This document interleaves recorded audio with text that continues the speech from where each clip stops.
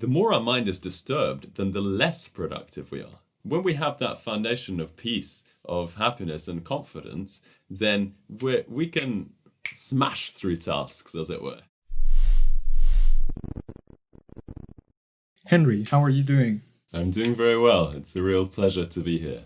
It's a pleasure for me to have this conversation with you. So today, or in this session, we're going to be talking brains about this question of what is the self?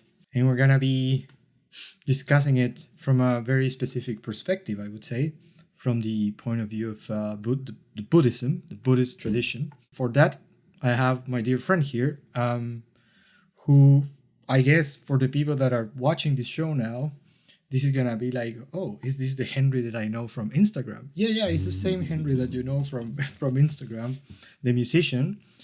And Henry has, I think, two sides, side A and side B. I met his side B, I think in 2015. Was it 15, 16, 14? I don't remember anymore. Something like that. Probably 14 maybe. So I met Henry in Cambridge at Robinson College. He was delivering a workshop on meditation. Then I got a bit familiarized with what he was doing, but to my knowledge before that, I was familiarized with Buddhism only from a very scientific perspective, if you wanted. The only approach that I had before was by reading Francisco Varela, who is a Chilean neuroscientist who did some work on this in the beginning of the 2000s. And before that, the only thing I knew about meditation was based on David Lynch, the filmmaker, because he started a foundation a few years ago. So I wasn't completely naive about the practice itself. And then when I met Henry, he was there, very peaceful, just delivering this very, very simple way of exploring your mind, or to become more peaceful. I think what you want to do now is basically to start with a bit of that, so a bit of a meditation, to just set the stage for the discussion that we have later, right? Yeah, so I thought we could do a little bit of meditation. And I know obviously people watching might not be familiar with meditation. For some people maybe experienced, but some people it could be the first time. So the key thing is just to try and not grasp. Don't try too hard. And it'll only be short, maybe about 5 minutes. Is that okay? Mm-hmm. So the first thing is always just to sit in a comfortable, relaxed but upright posture. That prevents our mind from becoming too sleepy. Traditionally, the hands rest in the lap in this posture, which is with the right hand on the left palm and thumbs very gently touching. And we can close or half close our eyes.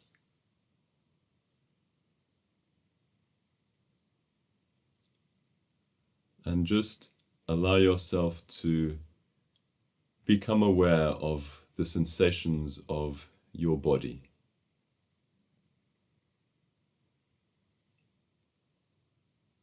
Allowing your body to relax. Noticing for any areas of tension within the body.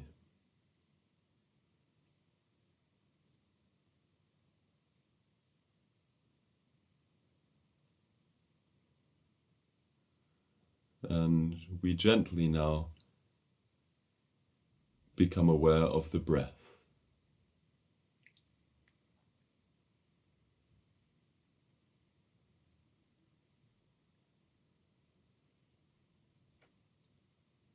Again, notice the sensations of the breath.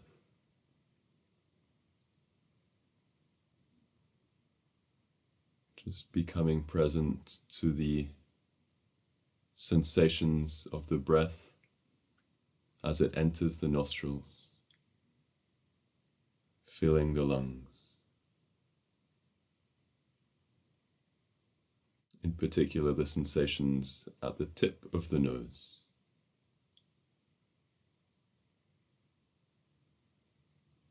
We may notice a slight coolness as we breathe in, and a subtle warmth in our nostrils as we breathe out.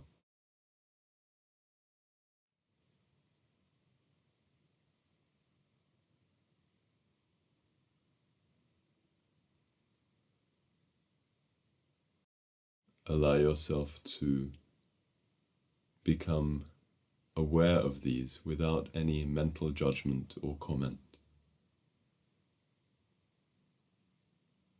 Just being present to these sensations.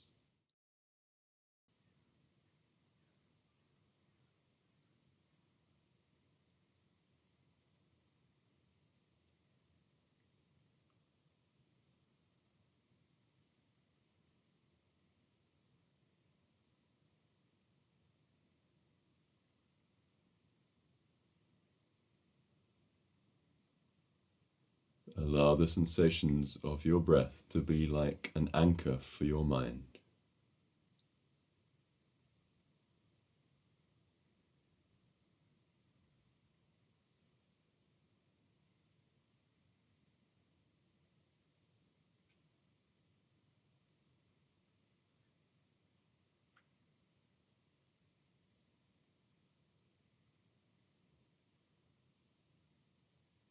So in this way, the attention becomes internal. And with this internal attention, we start to notice the mind itself.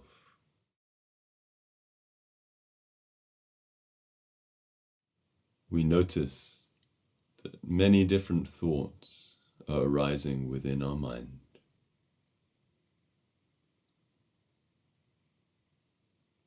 Thoughts concerning the day ahead or the day gone by.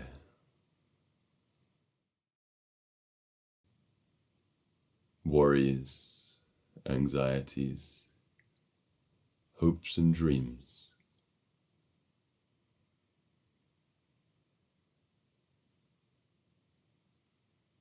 Practical thoughts.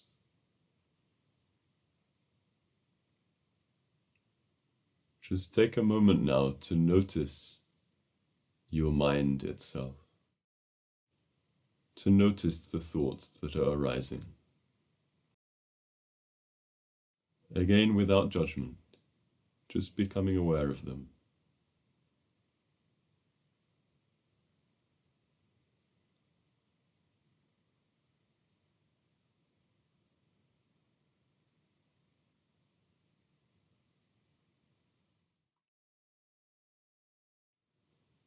Through simply noticing our thoughts, then we are not controlled by them, carried away by them. They arise, and because we do not give them energy, we see them as they are, as simply thoughts. They naturally cease.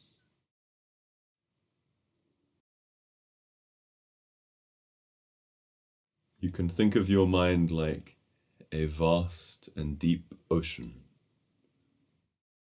and the various thoughts and feelings being like waves upon the ocean of your mind.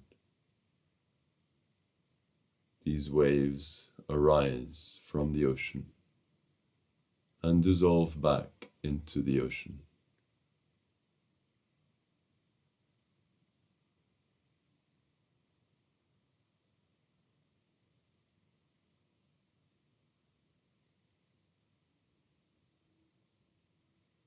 Just see if you can not follow the waves of your thoughts, but instead start to abide with the peaceful depths of your ocean-like mind.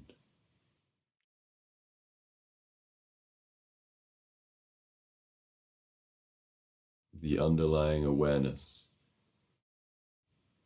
from whence the thoughts emerge from and dissolve back into.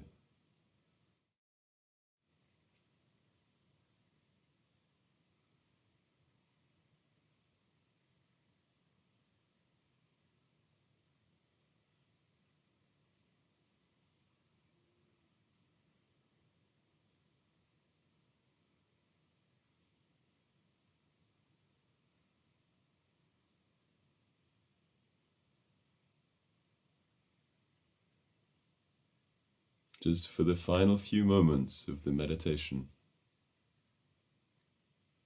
allow yourself to enjoy any experience of peace that may be arising, however small it may be. Just deeply relaxing the mind, allowing yourself to abide moment by moment with some sense of spaciousness.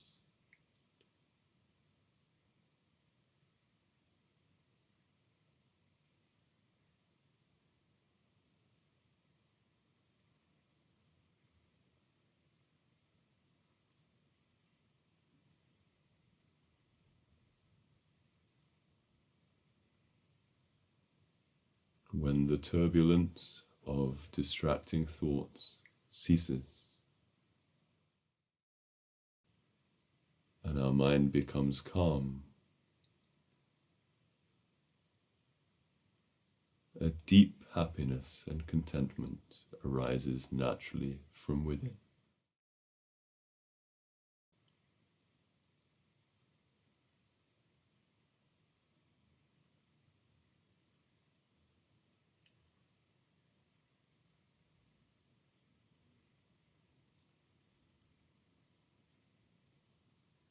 And as we arise from the meditation, try to maintain this quality of awareness, of stillness, of peace, of attentiveness.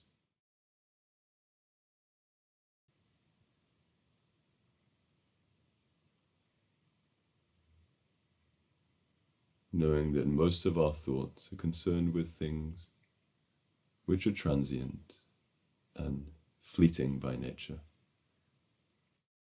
They will pass. They have no real essence. What really matters is cultivating the peace, the refuge within our own hearts, in our own mind.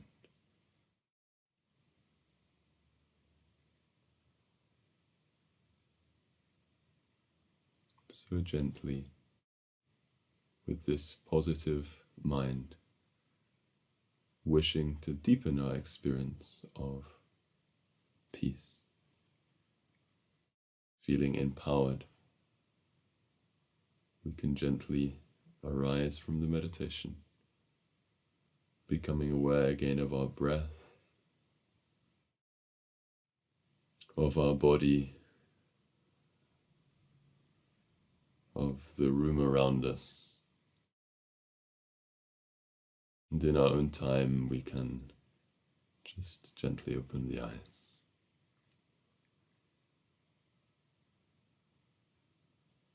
And I'm back. Thank you for that. Thank you. I expect it wasn't 5 minutes. I'm not very used to guiding 5-minute meditations. Great. I think you mentioned very interesting things during the meditation that when I was relaxing or trying to relax, I couldn't avoid start thinking about it. But at the same time, your instruction was more like, okay, if some kind of thought intrudes your mind, just observe it and let it go. In principle, that sounds really, really simple, but in practice, it's very complicated, right? Especially when your mind is so busy, or when you have certain types of personalities that are more, obsessive and directed to specific objects outside or inside it. Keeps you focused on that all the time. How do you start getting involved into Buddhism? Like, was it because of the practice itself first, or was it more like an intellectual motivation? What's the story there? It may sound cliched, but I think I was looking for the meaning of life. Okay, so number 42. Exactly. Good. I grew up, like, a lot of people in England, going to church, going to a Methodist church, actually, with my mum. My father was Quaker, but kind of there's a sort of meditative element to the Quaker tradition, and he reads lots of different spiritual books. And so there was an openness of spirituality, but a kind of going to a Christian church. And it was good for sure. But I think I can say at a personal level, I didn't have that personal resonance at that time anyway. And yet, always I had this sense in my mind, or in my heart perhaps, this connection to this feeling towards Eastern traditions, towards meditation, towards Buddhism, these things. I started doing Tai Chi when I was 9. Wow, that's early. I saw this in our local town. There was a demonstration of Chinese arts, and there was someone doing Tai Chi, and I was like, I've got to do that. When I was 15, then my Tai Chi teacher gave myself and my twin brother, actually, a book called Introduction to Buddhism. And at that time, I read it, and it just made sense. I think what I'd felt I'd been lacking is clarity, I think, in terms of, because it's clear, if we just allow ourselves to step back for a moment, it's clear that our ordinary paradigm of the meaning of life is completely absurd, in terms of, ordinarily we're thinking, what are we trying to achieve? We're trying to achieve generally some kind of status, some kind of success in the world, which means sort of having some impact. And sure, it's good to have an impact and so forth. But to accumulate more wealth, to have a good relationship, to have the children and so forth. But if you look, and this is what at that time, I think when I found Buddhism, that I was looking and I was just seeing, most of life is just a preparation. It's just like you're preparing for the next step, in terms of, as a child in primary school, you prepare for secondary school. You're preparing, therefore, for university. You're then preparing to get a job. And getting a job, you're preparing to get the next job with more money, and to set up a family and have a big house and so forth. And then you're preparing essentially for retirement. And then actually you're preparing for death, although very few people actually prepare for death, And it's like, if you look in there, it's like, well, where's the meaning? Where's the meaning? And I think, unfortunately, as a culture, we've become accustomed to the lack of meaning in our life, that we accept it and we take it almost for granted. We as a culture, we have a nihilism. We have a nihilistic view. We feel like, well, at the end of the day, there's no real meaning to life. So therefore, I may as well just have a good time and just watch Netflix and, see, Yeah. you know what I mean? I know. We've got this distraction culture, to the extent that advertisers use distraction as a way of pulling people in. You see things being like, the ultimate binge or something like that. So it's like we know that, yes, we want to binge, which means essentially we want to get away from the unpleasant feelings going on in our mind, in our heart. It's a culture of distraction. With Buddhism, of course, Buddhism is focused on not running away, looking at the fundamental level of our happiness and our suffering, which of course is within our own mind, within our own experience. Every day we're striving to feel good.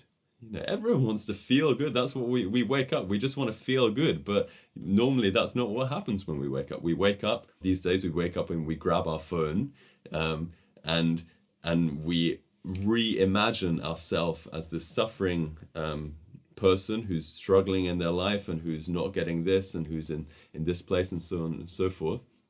And then we live our life in this suffering way, trying to improve things to some degree. And maybe we get moments of relief, of course, some happy moments, as it were. But in the context of our life, generally the moments which are truly happy are fairly few and far between.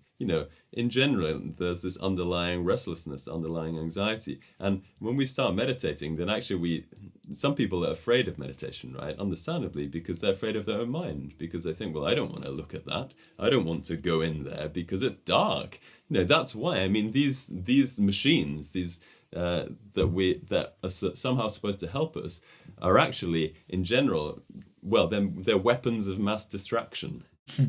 They're designed to try to distract ourselves from this underlying pain that we experience, this underlying restless, discontent mind, and of course it never works, Anyway, I slightly moved from the question, but so I think for me it was looking at life and seeing like, well, this isn't good enough. This is not good enough. I'm not content with these ordinary paradigms. I think there's wonderful things in all religions, absolutely. But I think what I struggled with at the time within Christianity was a lack of experiential based teachings and a lack of logic. And within Buddhism, it's the opposite in that respect, in terms of it's all about, if you practice, here are the things to practice and you will get the experience. You're working, you're experimenting with your own mind, and it's completely logical as well. In truth, through Buddhism, because being a musician and so forth, then I work a lot in churches, singing and so forth. And so actually through Buddhism, then it's given me a framework, at least at a personal level, to at least for me to understand Christianity in a way which makes sense, and I think it's wonderful, But yeah, there's So things in a nutshell. So basically, I'm not going to ask you if you already found the meaning of life, because that would be too deep for the beginning of the conversation. Sure, sorry. But no, it's great. So would you say that we are kind of trapped in between two poles or two extremes, philosophical extremes, if you want, from the Western tradition, like in philosophy, in cognitive sciences, everywhere where you see it, there are like these two, how can I say, these opposite views. One of them is just basically to believe that the thing that defines us, the essence of a person, it's something that exists at its own. It's an intrinsic stuff that exists, and that's me. So in other words, the self is that permanent thing that is required for a person to continue to exist, right? And I'm gonna call this, I'm not sure if that's the word, but it's some kind of essentialism, in the sense that you believe that you exist, you're there is an intrinsic being, and we call that the self. I think, therefore I am, right? That's the sort of exactly. So that's one pole, and I think the other one is the kind of description that you were making. That is, okay, to deny this, because for several reasons, maybe because we're incapable of finding something that is permanent at the physiological level, at the psychological level. In our body, for instance, everything is changing all the time. Our cells are not the same than they were for 5-10 years ago. Our mental processes are changing all the time. Our emotions change. Everything changes. So I think the opposite extreme is to say, okay, since apparently there is no ultimate nature that doesn't change, the logical conclusion is to claim that the self doesn't exist at all. So we basically deny the existence of a self altogether. It's like a negative pole of essentialism, that I think you called it nihilism. Yeah. And I think we are there, like in this tension between these two poles. So I either exist and am the result of all my suffering, all my joy, and there is something there that I get attached to, or there's nothing there and I become a nihilist and I basically do whatever I want without any kind of consequence or ethical consequence, right? If I'm right, I think what Buddhism can offer is something like in the middle. Like, okay, let's suspend these thoughts for a moment and let's just to evaluate whether or not these two extremes are actually true or false. And if they are false, then what's left? What is that middle way, and how Buddhism can actually illuminate this discussion that I think is crucial, because I see it everywhere. Basically, I see it if you take any text. Me as a neuroscientist, the very first claim is that, okay, there is either a self there that with intrinsic properties, or there is nothing there, and everything is just a construction. So it's an illusion, as they call it. So apparently there is no consensus at all. There is no middle way. So what are your thoughts about this kind of approach? Buddhism does offer and is focused on the middle way here.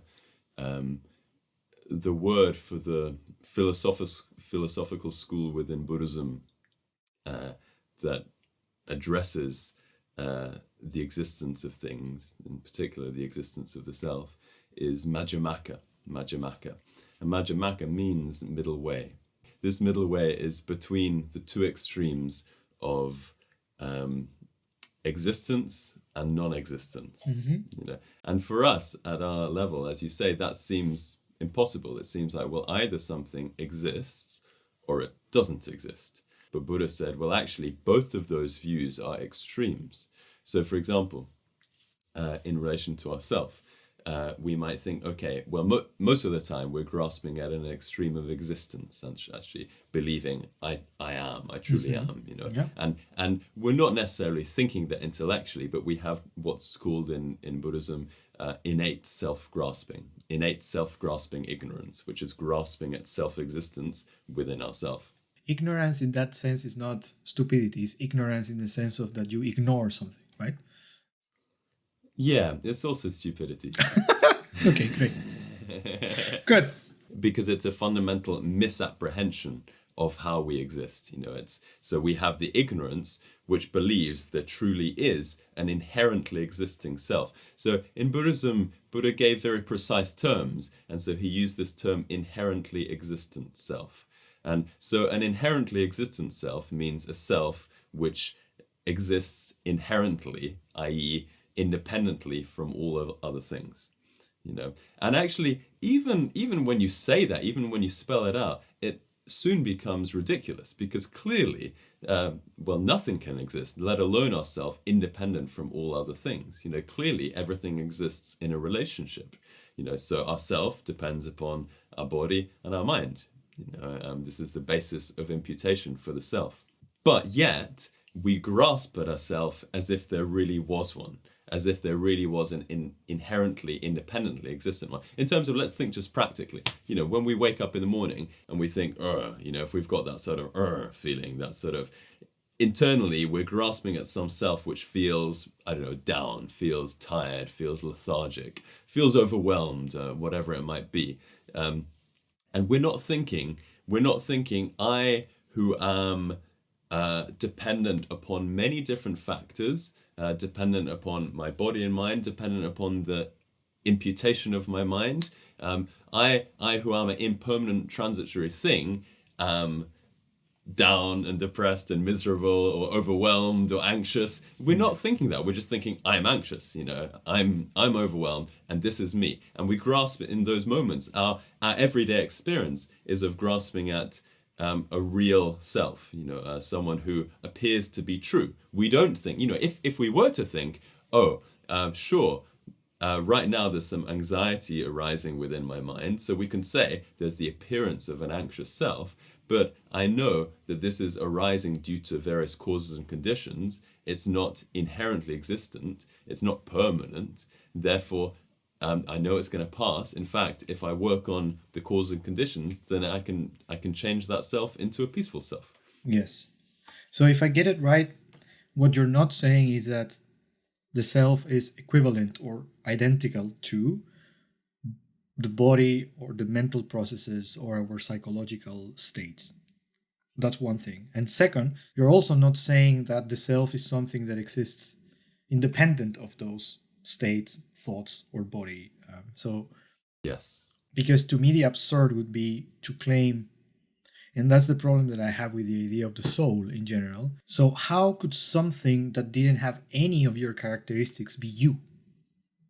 Right? If the self was something completely independent of me, how could you be independent of those things affecting your body or mental states? How could you even know anything about this kind of self? How would you even care about these kind of things?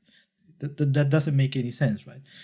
So I think that's the other extreme. And what you're saying here is just that this idea that we have about an intrinsic being is more like an imputation, some kind of thought that we believe, or and we basically grasp as something with its own inner being, inner existence.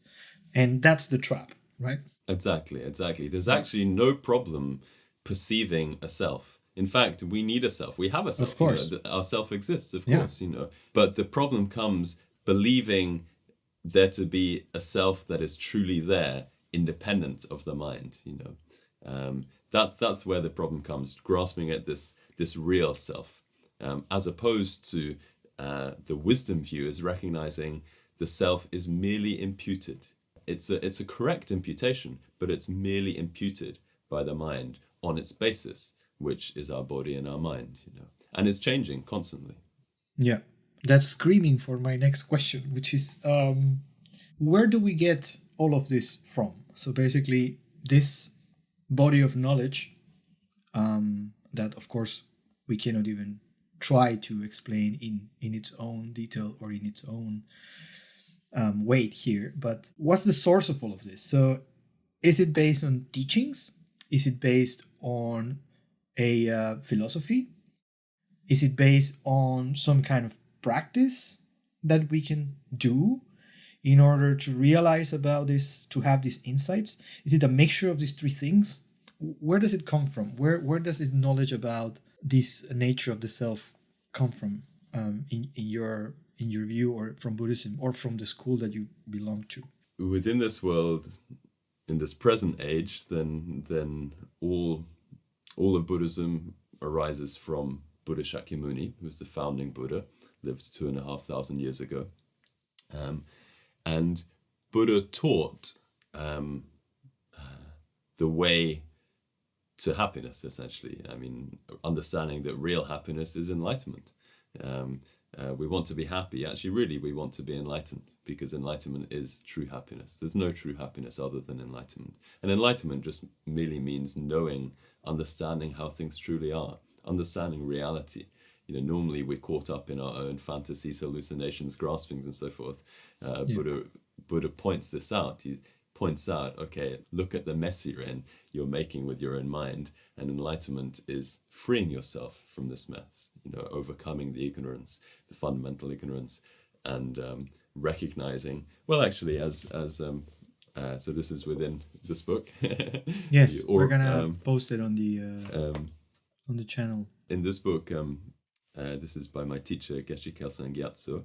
He says, in one sutra, Buddha says, if you realize your own mind, you will become a Buddha. You should not seek Buddhahood elsewhere. So it's like saying, okay, don't look for the stuff on Instagram or on Twitter. Exactly.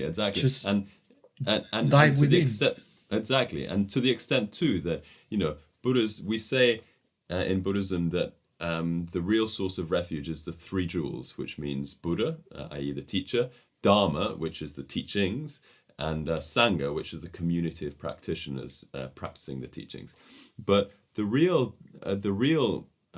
protection is actually not the teachings themselves, but the experience of the teachings, right? So we need the teachings, but it's like there's a traditional image of Buddha pointing at the moon, and it's Buddha saying, like, it's the moon, it's not the finger. We're sort of caught up on the finger. So we need the teachings, but yeah, in this sutra, Buddha is saying it's not enough to kind of understand intellectually and have the perhaps the correct views intellectually. Actually, you have to apply them. You have to go within your heart, and if you realize your own mind, it's not about someone else's mind or going out or sort of praying to something entirely external. But if you realize your own mind, you will become a Buddha. You should not seek Buddhahood elsewhere. It's worth recognizing too that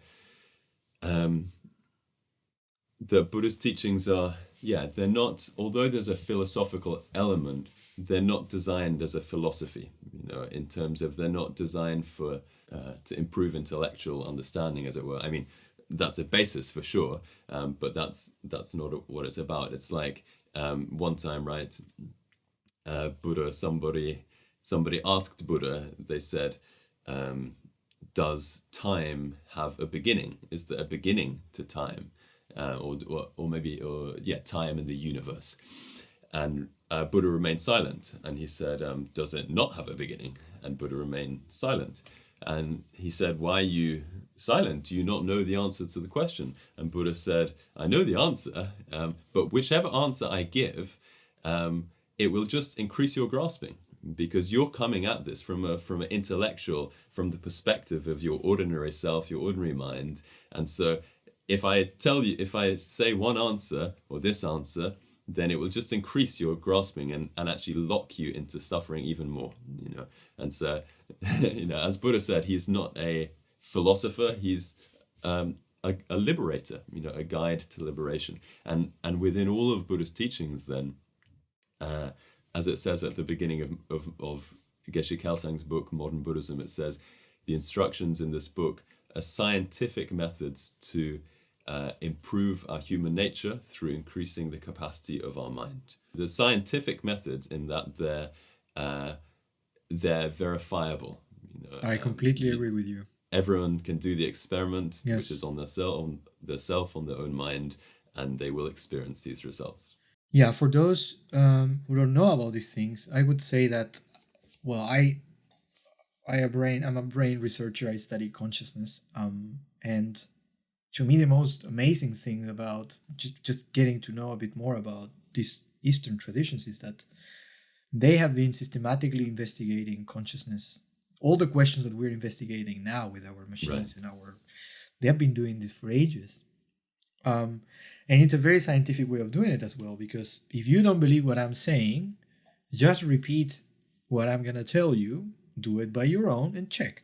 And if you find the same kind of experiences that I'm having now, or that I had, or my master had, then it's a validated experiment, if you want. You're replicating an experience. And that's very scientific. That's at the essence of what we do with our experiments and we work with our machines.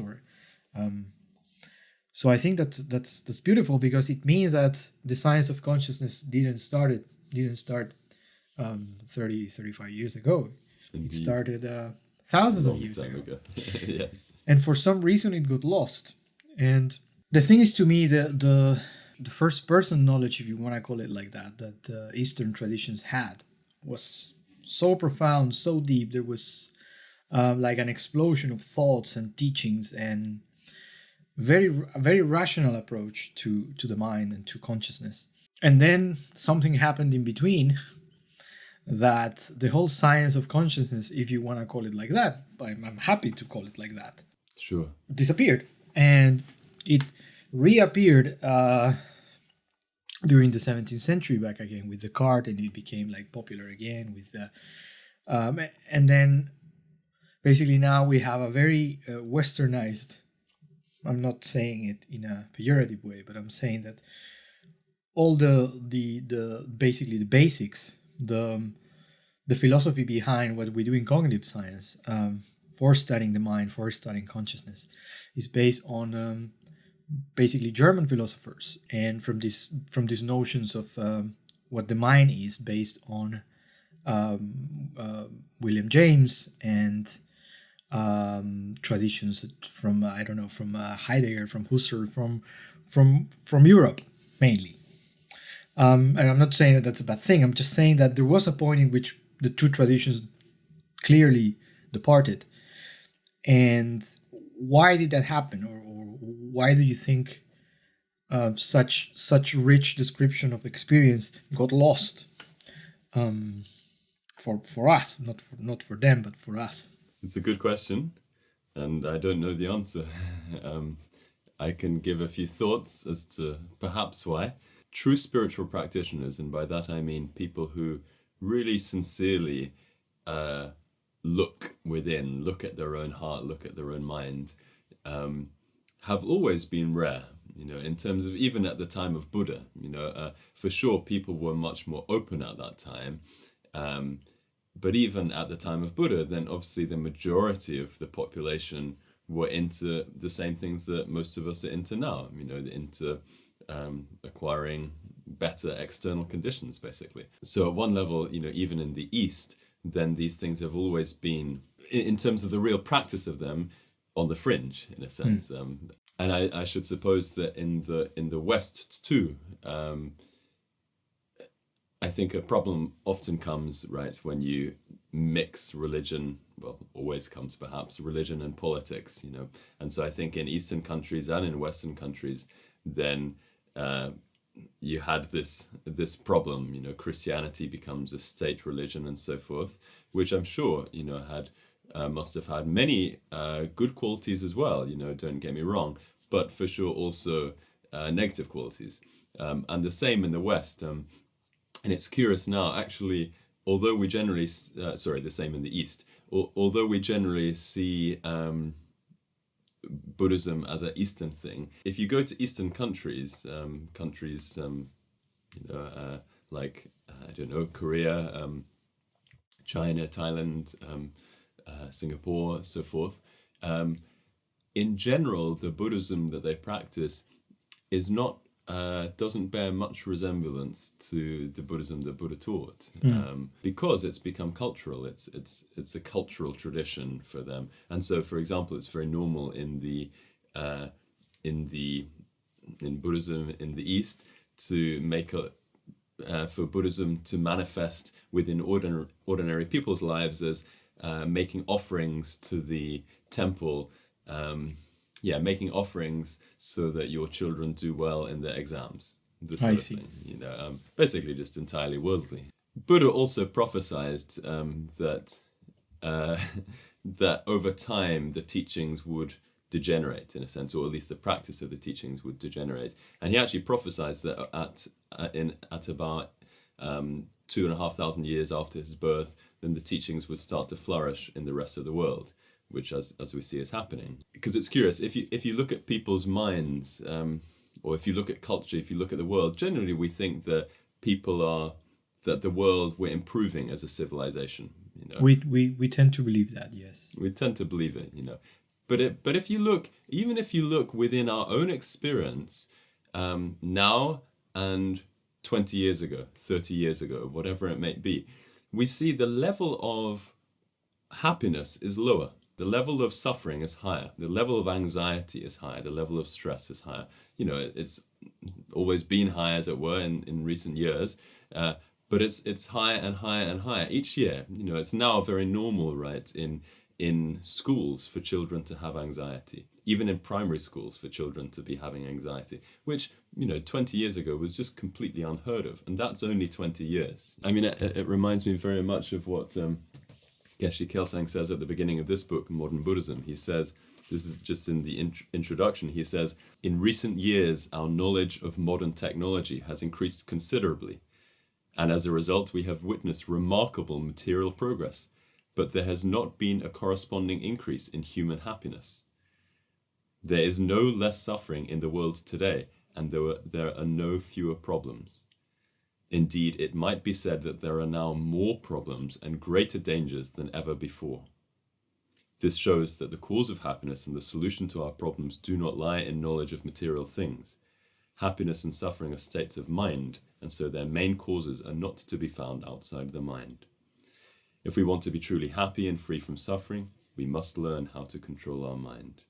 I think sometimes we don't believe that, because we think, oh, well, there's less war and so forth than there used to be. There's less killing and so forth. And so, yes, of course, in some ways, there have been improvements. But at the same time, if you look at the level of aggression, it's just as high as it's ever been. And actually, you just need to tune into the presidential debate or whatever and see that the degeneration is massive, in terms of just even in a short space of time. Actually, the nature of social media in general, it's a sort of ego media, isn't it? Yeah, it's conflict. Totally. And it's tribal, and people grasping very strongly at their own views and self and other and so forth. In truth, we like to have this view like, yeah, we're improving as a society. And of course, there are some improvements and a lot of understanding through modern science and so forth. But overall, we're certainly not improving. How often do we meet someone who is a truly happy person, who is truly at peace? It's rare. It's really rare. It's rare. Yeah. And that's something which, in truth, even 100 years ago, it was less rare.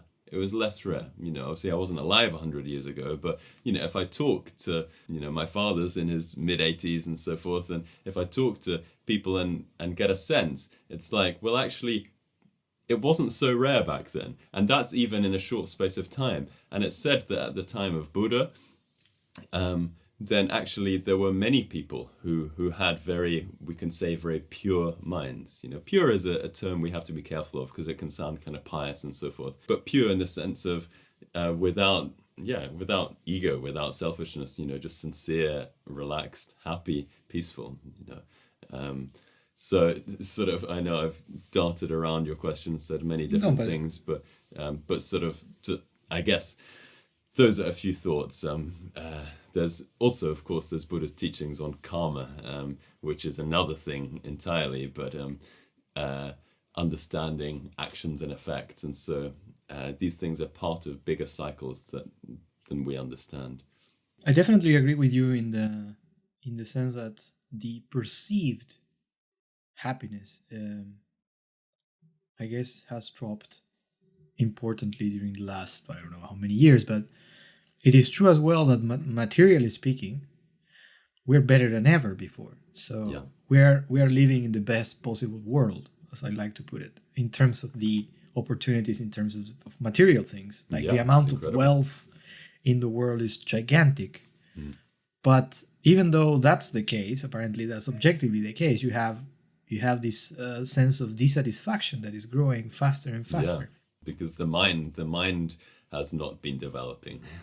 So that would be like the answer, I guess. That there was like, probably we focused much more on developing a way of living that, of course, it's we don't die anymore of the things that we used to die 200 years ago, but that probably was the main focus, and now we basically ignored the mind for so long. So and of course that comes from a fundamental mistaken belief, that happiness, and happiness, I use this in the broad sense, happiness, protection from suffering, comes through external methods, through external improving external conditions. That's the assumption. That's where the energy's gone. Of course, poverty is terrible and so forth, and we need to be doing all we can to improve external conditions. Buddha never said don't improve external conditions, but we know, say, levels of anxiety are way higher in richer countries than poorer countries, actually, in general. Like say if you often say within African countries and more rural places, sometimes the level of happiness is actually higher, even though they have so much less.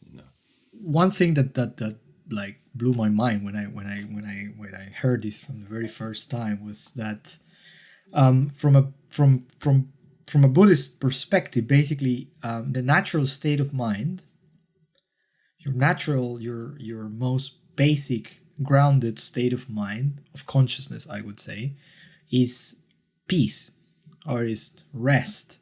I was basically, in my head, it was completely the other way around. Like, the very basic nature of the mind is to be about something, to think about stuff, to have thoughts, to have goals, this goal-oriented way of thinking. We talk about decision-making in cognitive neuroscience. We talk about attention to goal-oriented behavior, and all these kinds of terms that relate to the idea that the essence of our mind is to actually to do stuff, to have stuff going on. And that's the very basic thing. And then you have these other weird things that, okay, sometimes you go to sleep, for instance, and you stop being aware. But these are not, we studied them as different states of consciousness. But being awake is the one that, being alert, being attentive is the one that matters. And from your point of view, I remember one conversation that we had earlier that is completely the opposite, right? So the natural baseline is this inner peace, this inner calm, and from there you can start building up higher states or more excited states. Is that the case? Yes. Yes, it's an important thing to bring up, because again, it's part of our nihilistic culture that we believe, and we perceive it as based upon evolutionary ideas, that at heart we're like fight or flight. So at heart there's a kind of, I don't know, vulnerable animal who's just trying to get away from danger and get exactly and so forth. Buddha said actually it's the opposite. It's the opposite. That the anxiety, that sort of restlessness and so forth, survival mind, that's on the surface of the mind.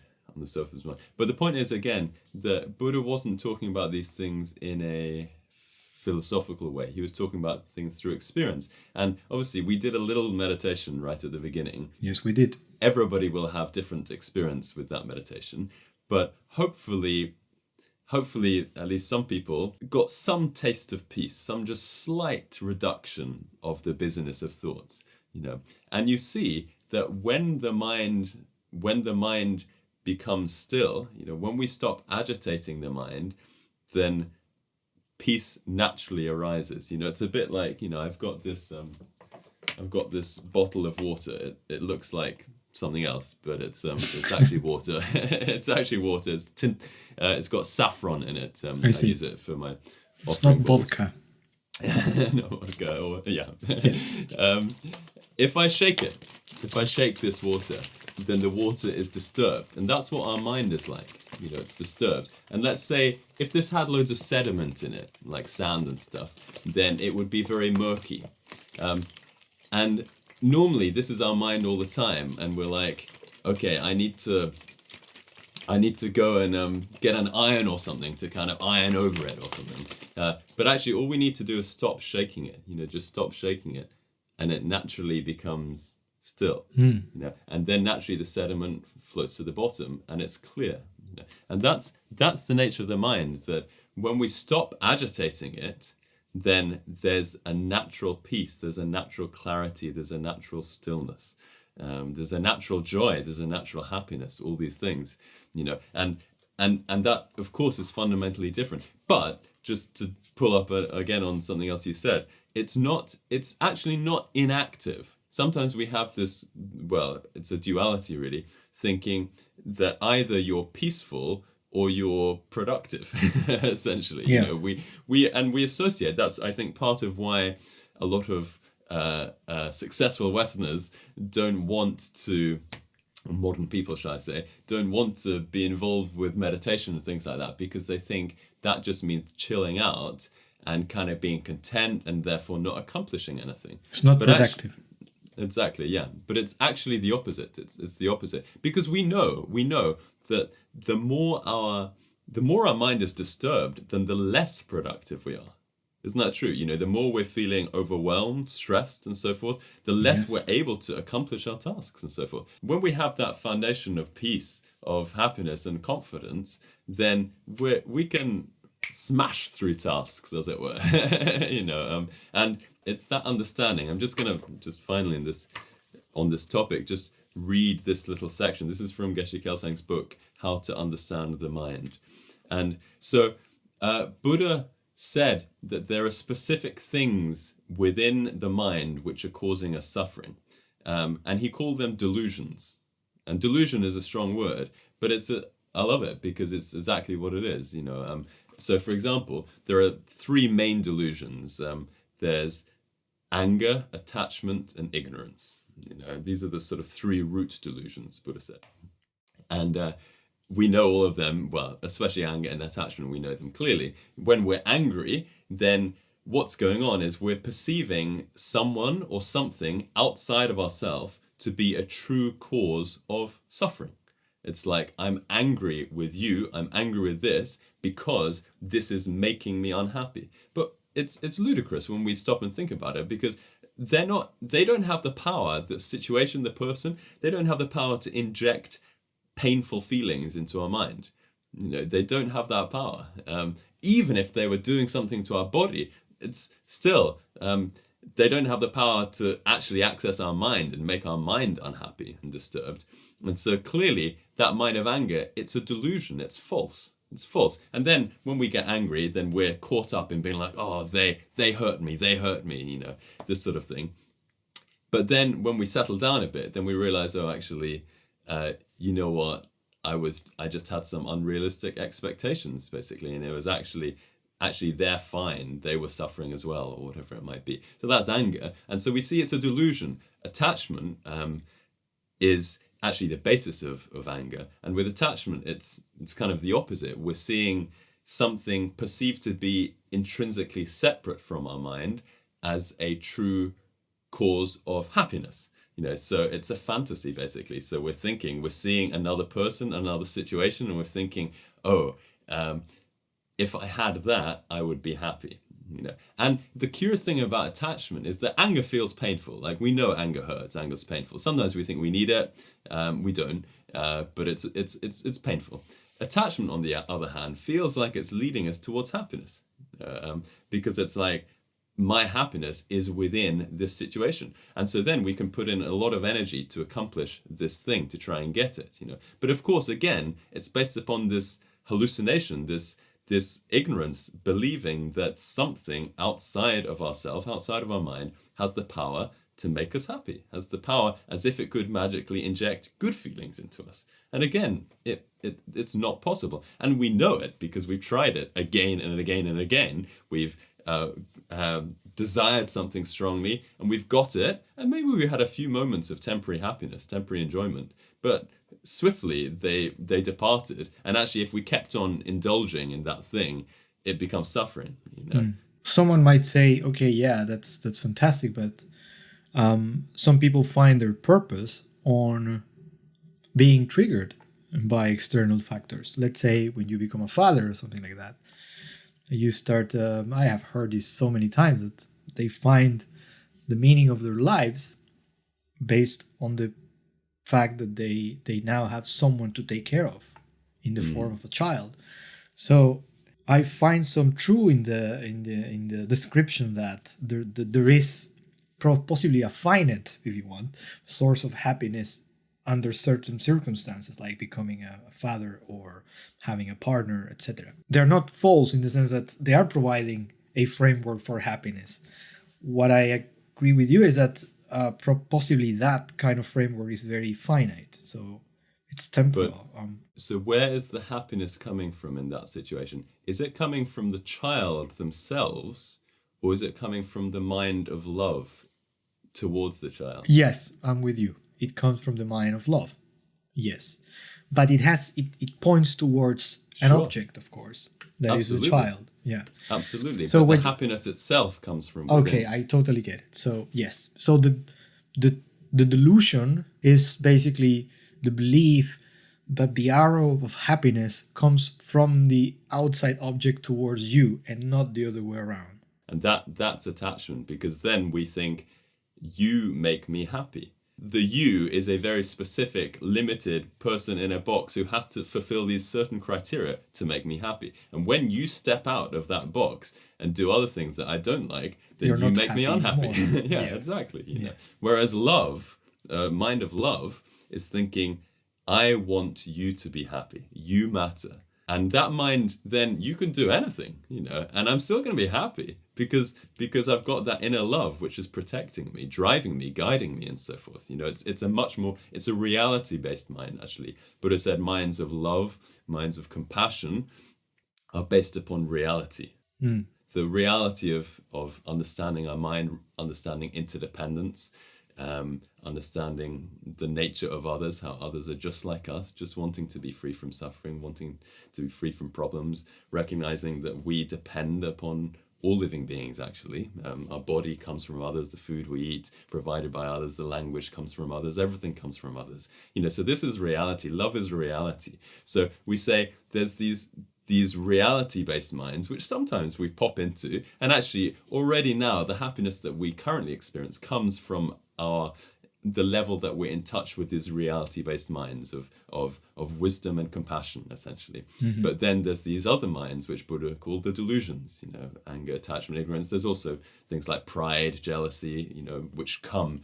But the fundamental delusion is, of course, the delusion of ignorance, Buddha called self-grasping ignorance, perceiving ourself to be inherently existent and therefore inherently separate from others. And if I'm inherently separate from you, then I'm more important than you.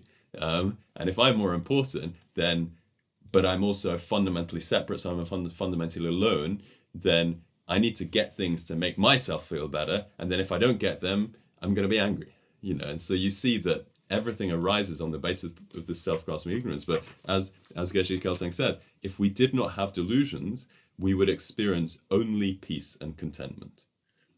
Only peace and contentment. When our delusions are not functioning strongly, our mind is relatively tranquil and contented. We know that, When delusions are not functioning strongly, our mind is relatively tranquil and contented.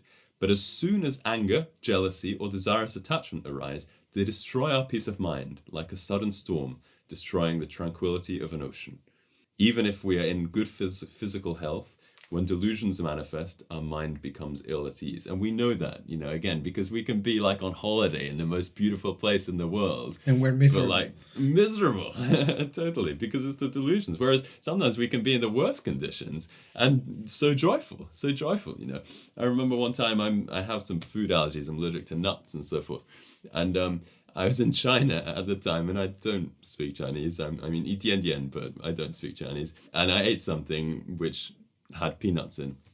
And I was on my way to the hospital because it was bad. It was funny, actually. I was in a taxi, and the Chinese taxi driver was driving like James Bond. He was he literally drove up all the stairs of the steps of the hospital. He was an absolute hero. But anyway, I was there. And sometimes in a moment of intense suffering, of intense physical suffering, you have no choice. Well, you have two choices. You can either resist it, or you can just surrender to it. And that was an example in my life where I just surrendered to it, being the body was completely in a bad way, a lot of physical pain coming up, but actually I just, in my heart, I surrendered to it. My mind, I surrendered to it. I accepted.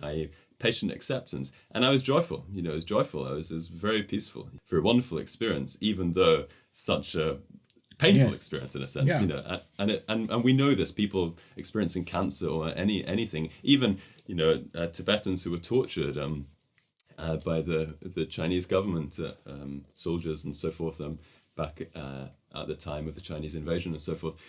Some Tibetans were tortured for so many years and somehow managed to maintain a peaceful, happy mind during the process.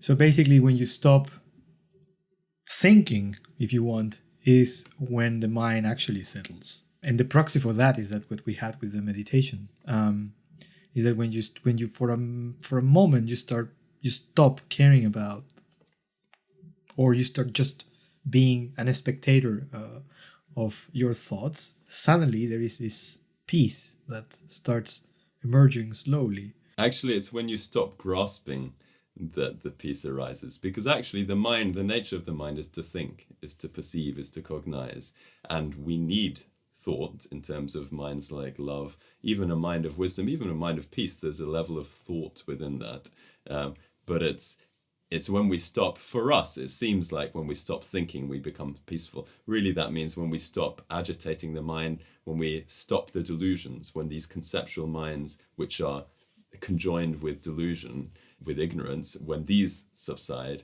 then the natural peace, purity, clarity of the mind is revealed.